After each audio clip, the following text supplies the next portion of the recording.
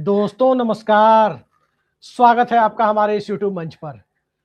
दोस्तों आज से पहले ऐसा कभी नहीं हुआ कि सदन में सांसदों के ऊपर, प्रधानमंत्री के ऊपर किसी अप्रत्याशित घटना की आशंका खुद आसन की तरफ से जताई जाए। आज पहली बार ऐसा देखने को मिला जब लोकसभा अध्यक्ष ओम बिरला ने कांग्रेस के कुछ सांसदों की तरफ इशारा करते हुए ये कहा कि मैंने प्रधानमंत्री से आग्रह किया था कि वो सदन में ना आए, नहीं तो कुछ सांसद उनके साथ अप्रत्याशित किसी घटना को अंजाम दे सकते हैं और इससे सदन की मर्यादा तार तार हो सकती थी। और भी बहुत कुछ आज हुआ जो सदन में इससे पहले नहीं हुआ था। लेकिन जरा आप हमारी स्क्रीन पर यह देखिए कि लोकसभा अध्यक्ष महोदय कह क्या रहे हैं। मेरे पास पुख्ता ऐसी जानकारी आई कि कांग्रेस पार्टी के कई सदस्य माननीय प्रधानमंत्री जी के आसन पर पहुंचकर कोई भी अप्रत्याशित घटना कर सकते थे। ये दृश्य मैंने सदन में देखा भी सही। अगर ये घटना हो जाती तो ये अत्यंत अप्रिय दृश्य देश के लोकतांत्रिक परंपराओं को तार तार कर देता। इसको टालने के लिए मैंने माननीय प्रधानमंत्री से आग्रह किया कि उन्हें सदन में नहीं आना चाहिए और सदन के सभापति होने के नाते मेरी जिम्मेदारी बनती थी कि सदन की उच्च परंपराओं, गरिमाओं को अक्षुण्ण बनाए रखें। तो दरअसल ये इस देश के लोकसभा अध्यक्ष की भाषा है। देश में सर्वोच्च कुर्सी पर, जो इस देश के अंदर सर्वाधिक मर्यादित पदों में से एक माना जाता है, उस पर बैठे हुए अध्यक्ष की भाषा है। आपने इसके पहले ऐसा कभी सोमनाथ चटर्जी के मुंह से नहीं सुना होगा।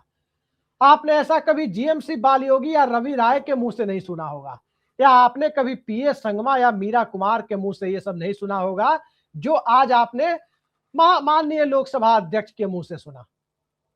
सवाल यह है कि अगर इस तरह की पुख्ता जानकारी, जिसका जिक्र लोकसभा अध्यक्ष कर रहे हैं कि उनके पास पुख्ता जानकारी थी कि प्रधानमंत्री के साथ कोई अप्रत्याशित घटना को सदन के अंदर कुछ सांसद अंजाम दे सकते हैं और इसलिए वो प्रधानमंत्री को सदन में न आने का आग्रह वो कर रहे हैं। सवाल यह है कि सदन के कस्टोडियन कौन है। सवाल उससे भी बड़ा यह है कि जब सदन के अंदर एक थानेदार की भूमिका से लेकर एक लोकसभा अध्यक्ष तक की भूमिका तक सर्वे सर्वा जब इस सदन के लोकसभा अध्यक्ष ही हैं, तब लोकसभा अध्यक्ष का अपनी कुर्सी, अपनी क्षमता पर खुद से सवाल उठा रहे थे। इस देश में एक कागज का टुकड़ा तक बिना स्पीकर की मर्जी के सदन के पटल पर नहीं रखा जा सकता। अभी आपने 2 दिनों पहले देखा कि विपक्ष के नेता राहुल गांधी कारवां मैगजीन के एक अंश को उद्धृत करना चाहते थे, लेकिन उन्हें उस मैगजीन की, उस पत्रिका के उस अंश को रखने की इजाजत नहीं दी गई। ये ताकत होती है कि परिंदा भी पर नहीं मार सकता स्पीकर महोदय की इजाजत के बिना। लेकिन स्पीकर महोदय की इजाजत के बिना इतना बड़ा कांड कोई सांसद कैसे कर देता, ये एक सवाल है। दूसरा सवाल यह है कि राष्ट्रपति का धन्यवाद प्रस्ताव साल के पहले सदन में, किसी भी वर्ष के पहले सदन में संसद के अंदर होता है। उस अविश्वास प्रस्ताव पर पूरी चर्चा होती है, बड़ा वाइड एम्बिट होता है, बहुत व्यापक दृष्टिकोण होता है उस चर्चा का, और उस चर्चा के बाद जवाब भी दिया जाता है। जवाब के बाद उस पर वोटिंग भी होती है, कई बार मत विभाजन से तो ज्यादातर मौकों पर ध्वनि मत से। और उस वोटिंग का इतना महत्व है कि यदि सरकार वहां हार जाए तो इस्तीफा देना पड़ सकता है। इस देश में एक सरकार को धन्यवाद प्रस्ताव पर वोटिंग के ठीक पहले सरकार का समर्थन कर रहे सांसद जब उठकर चले गए और सरकार को बहुमत का खतरा हो गया, तब प्रधानमंत्री ने पैदल जाकर इस्तीफा दे दिया था। आज से तकरीबन 34-35 साल पहले की घटना है। लेकिन सवाल यह है कि आज से पहले यह कभी नहीं हुआ कि धन्यवाद प्रस्ताव जब राष्ट्रपति का पढ़ा जा रहा हो, चर्चा हो रही हो, और उस चर्चा के बाद जो परंपरा है कि प्रधानमंत्री चर्चा का जवाब देंगे और तब जाकर वोटिंग या ध्वनि मत की नौबत आएगी, प्रधानमंत्री ने उस पर चर्चा भी नहीं की। और राज्यसभा में भी तो कांग्रेस के सांसदों की मौजूदगी है, बावजूद इसके राज्यसभा के अंदर प्रधानमंत्री जाते हैं, लोकसभा में नहीं आते। उस लोकसभा में, जिस लोकसभा के बहुमत के बूते हुए 12 सालों से देश के प्रधानमंत्री हैं, आखिर लोकसभा के प्रति इतनी उपेक्षा क्यों? ये एक अलग सवाल है। और इन सब से बड़ा एक सवाल पवन खेड़ा ने भी उठाया है, कांग्रेस के प्रवक्ता ने। प्रियंका गांधी भी कह रही हैं कि 3 महिला सांसद यदि प्रधानमंत्री को घेर के अगर उन्हें कुछ कहना चाहती, या प्रधानमंत्री को 3 महिला सांसदों से ही खतरा उत्पन्न हो गया। और पवन खेड़ा कह रहे हैं कि क्या महिलाओं को प्रधानमंत्री असभ्य या हिंसक मान रहे हैं, या लोकसभा अध्यक्ष उन्हें असभ्य या हिंसक मान रहे हैं। लेकिन उससे भी बड़ा सवाल यह है कि आखिर वो सांसद कौन थे जो प्रधानमंत्री के साथ किसी अप्रत्याशित घटना को अंजाम दे सकते थे। सदन सभ्य लोगों का मंच होता है, संसद की एक गरिमा होती है, संसद का एक व्यवहार होता है, और उसे संसदीय आचरण भी कहते हैं। आम बोलचाल की भाषा में भी उसे पार्लियामेंट्री लैंग्वेज कहते हैं। लेकिन क्या पार्लियामेंट्री लैंग्वेज और पार्लियामेंट्री मान्यताएं अब धूल धूसरित हो रही है? आखिर आज जैसी घटना पहले क्यों नहीं हुई? और आज जो घटना हुई, क्या वाकई वैसी घटना थी, या गोलमोल बात करते हुए सदन में आसन से लेकर नीचे तक पूरे सिस्टम को तार तार किया जा रहा है?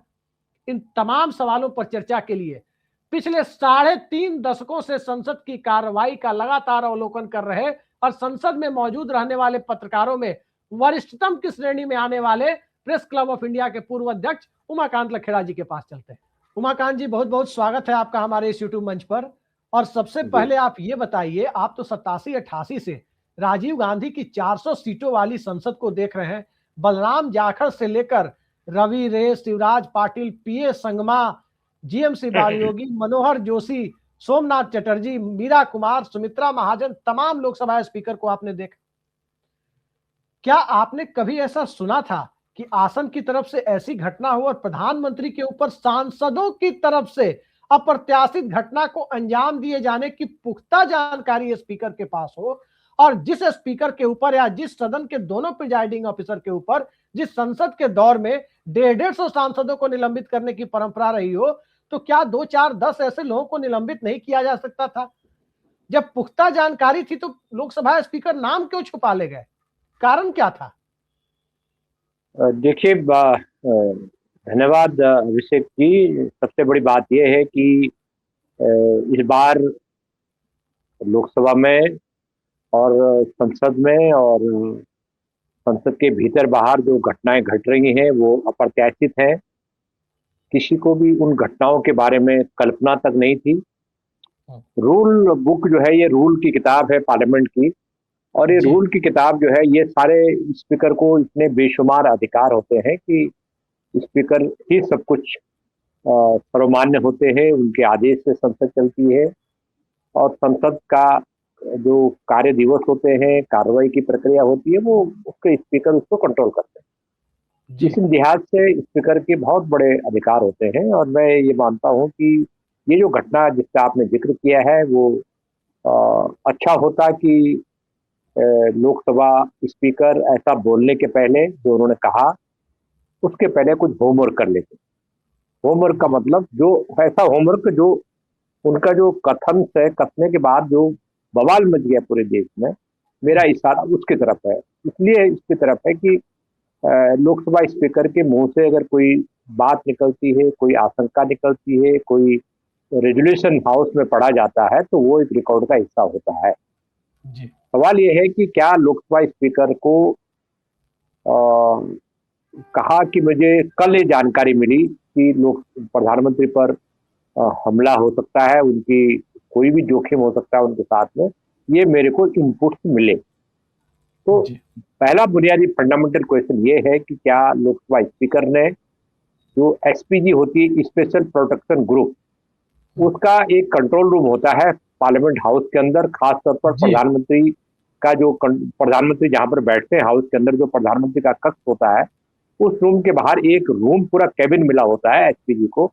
वहां एक कंट्रोल रूम में मेरी समझ से वो डायरेक्टर लेवल के ऑफिसर होते हैं, नॉट एडिशनल डायरेक्टर लेवल, क्योंकि डायरेक्टर तो एसपीजी का एक ही होता है, लेकिन उसके अंडर में जो बड़े ऑफिसर होते हैं वो होते हैं। और रोज पार्लियामेंट में सिक्योरिटी को लेकर के एसपीजी की मीटिंग होती है ज्वाइंट सेक्रेटरी सिक्योरिटी के साथ में, जो अगेन फिर आईपीएस ऑफिसर होते हैं। मतलब जो प्रधानमंत्री की एसपीजी देख रहे हैं वो भी आईपीएस ऑफिसर होते हैं, सीनियर आईपीएस ऑफिसर होते हैं। वहां पार्लियामेंट सिक्योरिटी में मिस्टर अग्रवाल है आजकल ज्वाइंट सेक्रेटरी सिक्योरिटी, वो भी आईपीएस है। तो कम से कम 3-4 आईपीएस ऑफिसर उस प्रीव्यू में होते हैं जो पार्लियामेंट सिक्योरिटी का काम देखते हैं, और प्रधानमंत्री की सुरक्षा बहुत बड़ी होती है। मैं भी मानता हूं कि देश में अगर किसी की सुरक्षा होनी चाहिए तो प्रधानमंत्री की होनी चाहिए। लोगों से मतभेद उनके हो सकते हैं, नहीं हो सकते, एक अलग इश्यू है, लेकिन फंडामेंटल बुनियादी सवाल ये है कि लोकसभा स्पीकर ने जब उनको कल ये इनपुट मिला था तो क्या वो इनपुट उन्होंने गृह मंत्रालय से कल उसी वक्त साझा किए? कोई कम्युनिकेशन भेजा उन्होंने?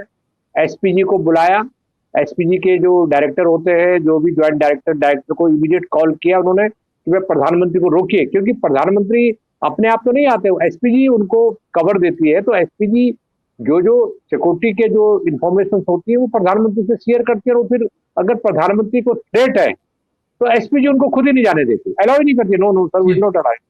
तो मुझे लग रहा है कि एक बहुत बड़ी गलती हो गई है, एक इतना बड़ी गलती हो गई कि प्रधानमंत्री पिछले 3 दिन से जिस तरह के चीजों से घिरे हुए हैं, चाहे वो फॉर्मर आर्मी चीफ की किताब हो, बुक हो, जिसको लेकर के बहुत बड़ा बवाल मचा हुआ है, चाहे वो एपिस्टिन फाइल्स को लेकर के मचा हुआ हो, चाहे वो ट्रम्प साहब नरवणे साहब की किताब, या ट्रम्प साहब का जो ट्वीट है कि साहब मैंने भारत को मना लिया है और अभी अभी मेरा उससे न्यू ट्रेड डील साइन हो गई और समझौता हो गया, जैसे उन्होंने ऑपरेशन सिंदूर में पाकिस्तान का साथ दे करके भारत को नीचा दिखा जी। तो सवाल ये कि इतने सारे सवाल हैं जिनको प्रधानमंत्री को जवाब देना था, प्रधानमंत्री ने उन सवालों का जवाब नहीं दिया।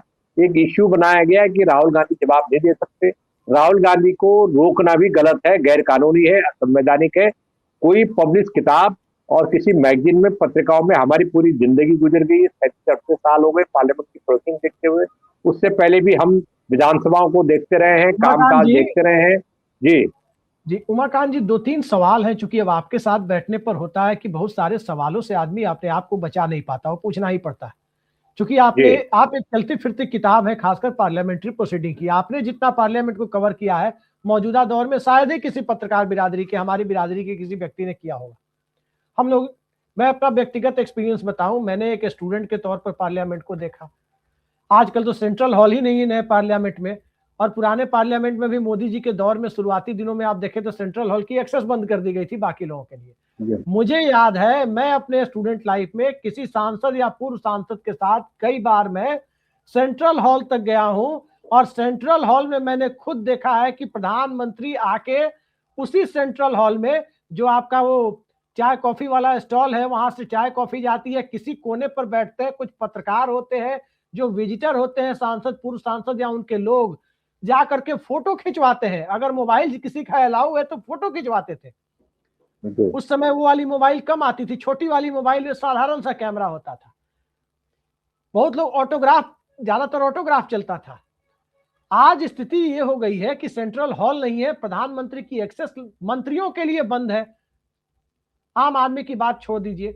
सवाल यह है कि लोकसभा को जब एक किले में तब्दील कर दिया गया है और इतना गंभीर आरोप आसन की तरफ से लगाया गया, तो व्यक्तिगत तौर पर मेरा मानना है कि अगर किसी सांसद के बारे में ऐसे इनपुट थे, उस सांसद को तो सदन का सदस्य नहीं होना चाहिए, उसकी तो सदस्यता खत्म कर दी जानी चाहिए अगर ऐसे इनपुट है तो, या 6 महीने 1 साल के लिए निलंबित किया जाना चाहिए, उसे मेंटल असाइलम में भेजा जाना चाहिए। अगर किसी सांसद के अंदर प्रधानमंत्री के ऊपर, प्रधानमंत्री के साथ कोई अप्रत्याशित घटना करने की सोच रहा है, और लोकसभा अध्यक्ष जो कह रहे हैं कि पुख्ता जानकारी है, ये टर्म यूज किया है कि पुख्ता जानकारी मिली, आखिर उन्होंने उस सांसद को मेंटल चेकअप के लिए उसकी सदस्यता निलंबित करके या दूसरी तरफ से सजा देने का, पनिशमेंट का इंतजाम क्यों नहीं किया? ये सवाल है।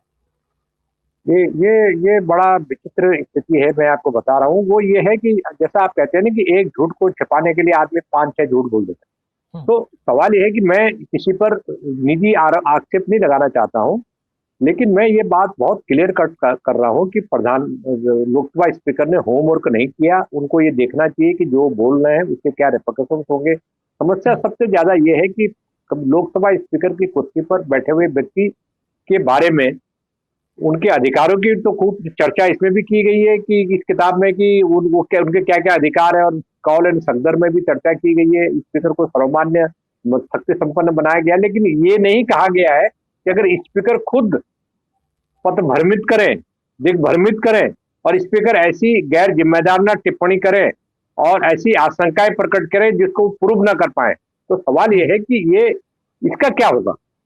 इस चीज का क्या होगा? उन्होंने एक किस्म से अपोजिशन को अपमानित करने का काम किया है, लोकसभा की जो महिला सांसद हैं उनको अपमानित करने का काम किया है, और सबसे बड़ा मुद्दा ये है कि क्या Lok Sabha speaker as a BJP के एमपी की तरह बिहेव करेंगे या एज ए स्पीकर वो कार्रवाई का संचालन करेंगे। और मैं कह रहा हूं आपको कि अब लोकसभा स्पीकर के लिए अपोजिशन पार्टी का विश्वास जीतना बड़ा चुनौतीपूर्ण हो गया है, क्योंकि उनके उनके उन पर जब इस तरह का आरोप लगाएंगे कि अपोजिशन के सांसदों से या कांग्रेस के सांसदों से या टीएमसी के सांसदों से प्रधानमंत्री की सुरक्षा को खतरा है, तो ऐसे में स्पीकर पर कौन भरोसा करेगा? मतलब ये तो चरित्र हनन हुआ ना, अपोजिशन का चरित्र हनन हुआ। तो ये बहुत जघन्य आरोप है। मुझे नहीं लगता कि कांग्रेस पार्टी का नाम लिया है, कि कांग्रेस पार्टी का नाम लेते हुए उन्होंने कहा है। तो ये एक किस्म से वो एक किस्म से पार्टी बन गए, सत्ता पक्ष के साथ वो पार्टी बन गए, उनको प्रूफ करना पड़ेगा। अगर वो प्रूफ नहीं करते, अब इसका सोल्यूशन क्या है? सोल्यूशन मैंने तो किसी से बात नहीं की, लेकिन इसका सोल्यूशन ये है कि कोर्ट ऑफ इंक्वायरी बैठे, कोर्ट ऑफ इंक्वायरी में स्पीकर भी मौजूद हो, स्पीकर का जो बयान है हाउस के अंदर कि कांग्रेस के कुछ सांसद उन पर हमला कर सकते हैं, ऐसे इनपुट्स उनको मिले हैं, तो जिससे उनको इनपुट्स मिले हैं उसको भी पेश करें हो। और उन सांसदों में जो 3 सांसद महिला सांसद, 4 महिला सांसद हैं, वो महिला सांसदों से किसने ये बातें उठी, कहां से, किसने बोला? क्या उनकी महिलाओं की आपस में कोई बातचीत हुई है? और मैं दूसरी बात बता दूं कि पार्लियामेंट का कोई ऐसा कोना नहीं है जिसपे सीसीटीवी कैमरे ना हो। और मेरी तो इंफॉर्मेशन ये भी है कि पार्लियामेंट जी महिला सांसदों का जिक्र किया, पवन खेड़ा ने एक ट्वीट किया और कहा है कि लोकसभा अध्यक्ष की तरफ से ऐसी खबरें प्लांट की जा रही है कि कुछ महिला सांसद प्रधानमंत्री के साथ कुछ ऐसी घटना कर सकते थे। ये क्या है?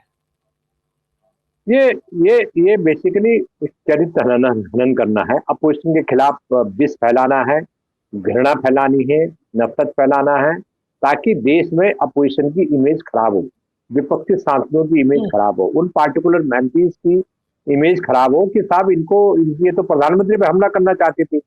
ये जो सांसद यहाँ जा रही है या मंच पे बैठी है या भाषण दे रही है, ये तो मोदी को हमला करना चाहते थे। तो एक किस्म से जो उनका जो वर्कर है उसको एक किस्म से भ्रमित करना, भारतीय जनता पार्टी का कैडर को भ्रमित करना। अब मैंने देखा कहीं जुलूस निकल रहा है, कहीं शाम को कई जगह जुलूस निकलने की प्रधानमंत्री के खिलाफ जो टिप्पणियां की है, फलना किया है, संसद भी चलने दे रहे हैं। मतलब छोटे छोटे शहरों में जुलूस निकाल रहे हैं बीजेपी वाले, क्योंकि इनके पास तो जुलूस निकालने के लिए पूरा पैसा है, इनके पास साधन है इनके पास। तो सवाल ये है कि ये मुझे लग रहा है कि एक बहुत बड़ी संवैधानिक संकट में स्पीकर ने और सरकार ने देश को डाल दिया है। दूसरी बात क्या है कि अगर लोकसभा में प्रधानमंत्री सुरक्षित नहीं है, उनकी जान को खतरा है, उन पर हमला हो सकता है, तो इस देश के गृह मंत्री क्या करते? इस देश के जो गृह मंत्री है जिनकी जिम्मेदारी है देश के नागरिकों को सुरक्षित रखना। दूसरी बात यह है कि जब प्रधानमंत्री सुरक्षित नहीं है, वो भी हाउस के अंदर, मैं तो हाउस के बाहर की तो बात ही नहीं कर रहा हूं, हाउस के अंदर जहां बहुत लिमिटेड लोगों की एक्सेस होती है, और वही प्रधानमंत्री को कल लोकसभा में उनको महिला सांसदों से खतरा था, वही प्रधानमंत्री आज राज्यसभा में भाषण दे रहे थे, वहां उनको खतरा खत्म हो गया, वहां उनको खतरा नहीं है, उनको लोकसभा में खतरा है।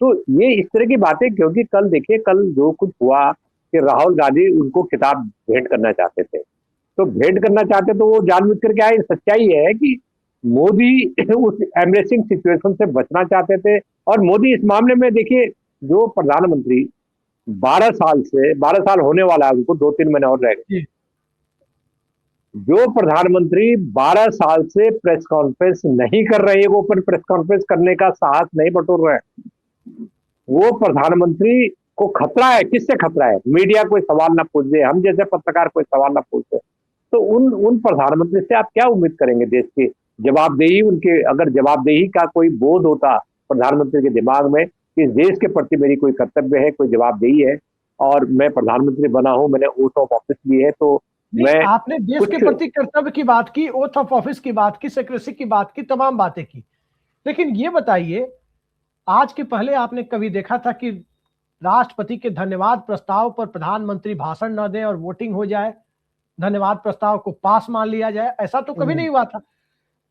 संसद में इसी ये संसद में इसी लोकसभा में प्रधानमंत्री मणिपुर पर कुछ बोले, वो बोल नहीं रहे थे, मणिपुर का म बोलने में से वो डर रहे थे, और तब विपक्ष को नो कॉन्फिडेंस मोशन यानी अविश्वास प्रस्ताव लाना पड़ा था कि प्रधानमंत्री कुछ बोलेंगे, फिर भी वो बाईपास करके निकल गए। सदन में महत्वपूर्ण चर्चा होती है, प्रधानमंत्री नदारद आएंगे भाषण देंगे तो किनारे से एकदम मोदी मोदी मोदी नारे लगने शुरू होंगे। ऐसा तो कभी नहीं देखा गया किसी प्रधानमंत्री के आने पर सदन के अंदर नारेबाजी शुरू हो जाए। सवाल ये है कि लोकसभा में आप ये बताइए कि धन्यवाद प्रस्ताव पर बोलने क्यों नहीं आए प्रधानमंत्री? वो भाषण दे देते तो कौन सा पहाड़ टूट जाता। यहां भी ट्रंप का डर है क्या कि सदन में ट्रंप की आत्मा घुस गई है इसलिए नहीं बोल पा रहे? प्रधानमंत्री का एक मैंने कभी नहीं देखा कि प्रधानमंत्री लोकसभा में रिप्लाई नहीं किया।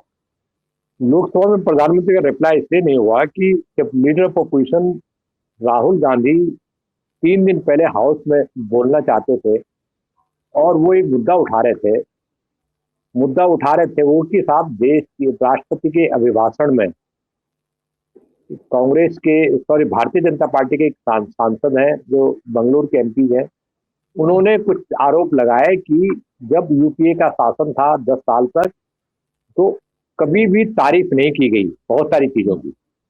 तो उन्होंने कहा कि देखिए देश की सुरक्षा की और ये वो सब बातें उठाई उन्होंने।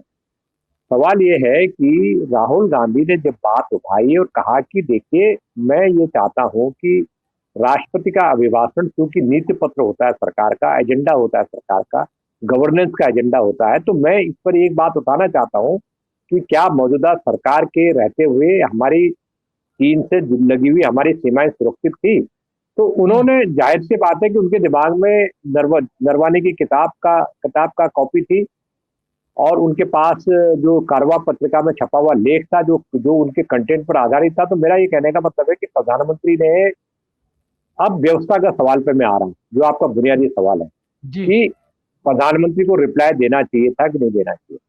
तो मैं ये कह रहा हूँ आपको कि शोर शराबे के बीच ही सही, नारेबाजी के बीच ही सही, अगर राहुल गांधी के को बोलने नहीं दिया गया, वर्चुअली मतलब स्पीकर और बीजेपी एक साथ हो गए और उन्होंने किसी भी सूरत में स्पीकर ने एक व्यवस्था दे दी और कहा कि मैंने एक रूलिंग दे चुका हूं, आप इस पर बोलेंगे ही नहीं। जनरल नरवाने की किताब पर आप नहीं बोलेंगे, उसके कंटेंट के नहीं बोलेंगे, आप उसको अलग किताब अलग भी रख देंगे, उसका आप चर्चा ही नहीं करेंगे। मतलब भारत की सुरक्षा को अगर चीन से कोई खतरा है और सीमाओं पर कब्जा हो गया है तो उस पर आप बोलेंगे नहीं। तो लीडर ऑफ अपोजिशन किस पे बोलेगा? लीडर ऑफ अपोजिशन तो उनके प्रति जो आदर सत्कार जो सम्मान लोकसभा स्पीकर को दिखाना चाहिए था, उन्होंने कोई सम्मान नहीं दिखाया। दूसरी बात ये कि प्रधानमंत्री में कोई नैतिक बल नहीं था कि जब लीडर ऑफ अपोजिशन को बोलने नहीं दिया उन्होंने, अखिलेश यादव बोलने को तैयार थे, बाकी डीएमके और बाकी तृणमूल कांग्रेस सारी पार्टियां, कम से कम 22 पार्टियों ने बोलना था राहुल गांधी के बाद, तो किसी को जब बोला ही नहीं तो प्रधानमंत्री में इतना नैतिक बल कहां से आता है कि वो रिप्लाई का किस चीज का रिप्लाई देते हो? जब भाषण ही तो रिप्लाई किया। अब सवाल आ गया कि इनको क्या अधिकार है? अधिकार क्या है? सीन ये है कि लोकसभा स्पीकर ने यहां भी बहुत बड़ी गलती की है। मैं पूरे सम्मान के साथ उनसे कह रहा हूं कि सरकार ने कोई रेजुलेशन नहीं दिया स्पीकर को। अगर रेजुलेशन दिया होता तो स्पीकर को उस रेजुलेशन की चर्चा करनी चाहिए थी। आज सडनली 12 बजे वो आए, 3 बजे आए लोकसभा स्पीकर और उन्होंने बोलना शुरू कर दिया कि कल सदन में प्रधानमंत्री की एक महत्वपूर्ण घोषणा करने वाला हूं, कल सदन में ऐसा होने वाला था। और उन्होंने ये कहा मोशन को 12 बजे ध्वनिमत से पारित कर दिया, बिना किसी डिबेट के, बिना किसी चर्चा के, बिना किसी प्रधानमंत्री के रिप्लाई के और बिना किसी रेजुलेशन के। सरकार ने आग्रह भी नहीं किया स्पीकर से कि आप मोशन को पारित करा दीजिए। उमाकांत जी, हम आखिरी सवाल पर आ रहे हैं। बड़ा महत्वपूर्ण मुद्दा आपने उठाया है।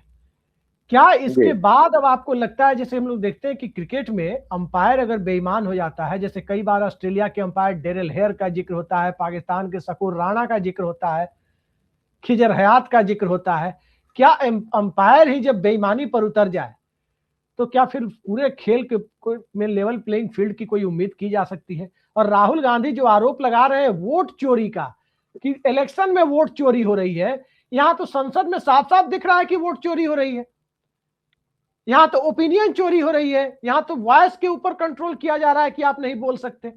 फिर हम कैसे नहीं माने कि वोट चोरी नहीं हो देखो रही है? यहां तो देखो मेरी मैं आंखों के सामने वोट हाँ चोरी हो रही है। देखो मैं इस मामले में अक्षय बाबू मैं ये बात करना चाहता हूँ कि लोकसभा स्पीकर एक इंस्टीट्यूशन होता है, इंस्टीट्यूशन का नाम है लोकसभा स्पीकर। लोकसभा अध्यक्ष एक इंस्टीट्यूशन है, संस्था है, और उस पर लोग आते हैं और चले जाते हैं। मैंने कम से कम 18 स्पीकर देख लिए तब से लेकर के अब तक, मतलब कम से कम 18-17 तो देख ही लिए। मैं ये कह रहा हूँ आपको, बहुत सिंपल सा क्वेश्चन, कि लोकसभा स्पीकर को किसी पार्टी का मेंबर नहीं होता है, किसी पार्टी निष्पक्ष होता है। और अगर कई लोग हैं जिन्होंने पार्टी छोड़ दी अपने, उन्होंने कहा सोमनाथ कि बाबू, लोकसभा स्पीकर, सोमनाथ बाबू ने पार्टी छोड़ दी, पार्टी ने निकाल दिया, तब भी वो लोकसभा स्पीकर की कुर्सी पर बैठे रहे।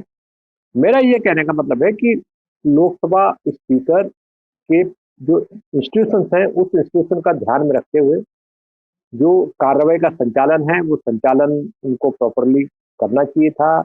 मैं उनके क्या अधिकार है, उनको अधिकारों को चुनौती नहीं दे रहा हूँ। मैं स्पीकर की पोस्ट को बहुत सम्मान के साथ मैं बात करना चाहता हूँ कि उन्होंने न्याय का तराजू जो है वो ढंग से टैकल नहीं किया। अगर टैकल कर दिया होता तो वो हो सकता है कि सदन की कार्रवाई को ढंग से संचालित कर पाते और इस तरह का गतिरोध पैदा नहीं होता। और अब क्या होता है, अब क्या होगा?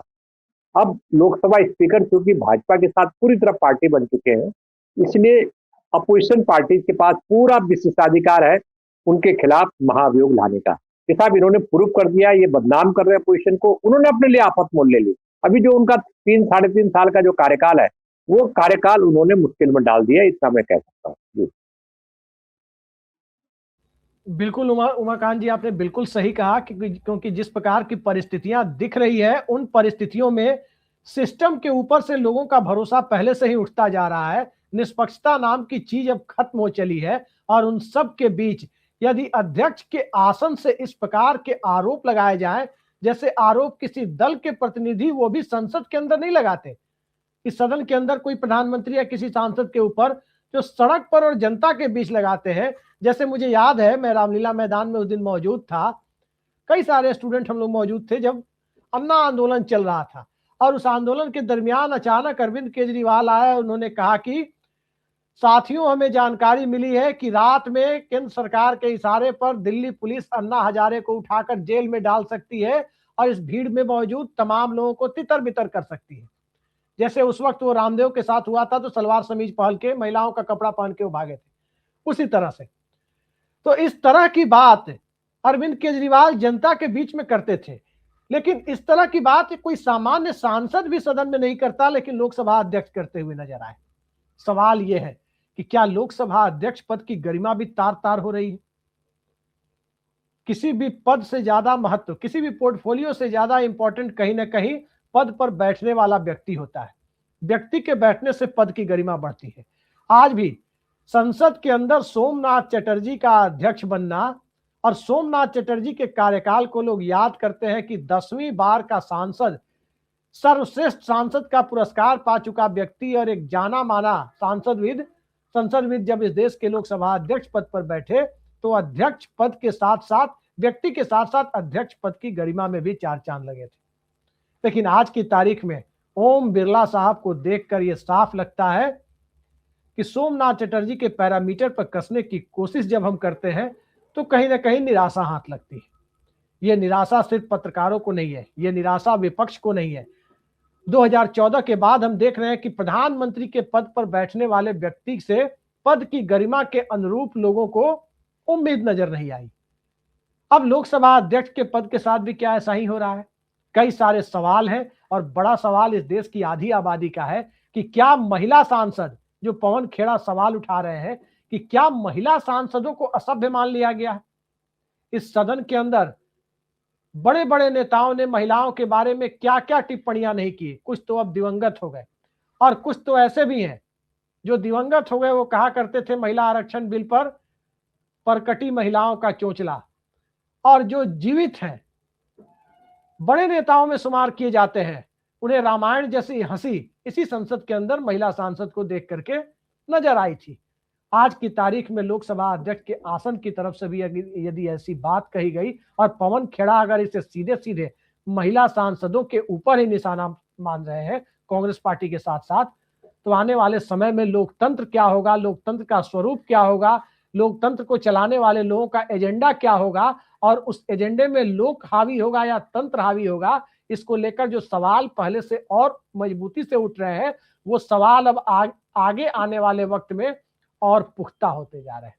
अब देखते हैं जनता इसमें किस प्रकार से रिएक्ट करती है और जनता के बीच इस पर कैसी प्रतिक्रिया होती है, क्योंकि सबसे बड़ा अपमान जनता का है, क्योंकि जनता ने जिन्हें अपना प्रतिनिधि बनाकर भेजा है, चाहे वो कांग्रेस के हो या भाजपा के हो या किसी अन्य पार्टी के हो या निर्दलीय हो, सदन में उन्हें बोलने के लिए भेजा है, सदन में उन्हें किताब का अंश रखने के लिए भेजा है, सदन में उन्हें मर्यादित आचरण करने के लिए भेजा है और सदन में देश दुनिया की समस्याओं पर सवाल उठाने के लिए भेजा है।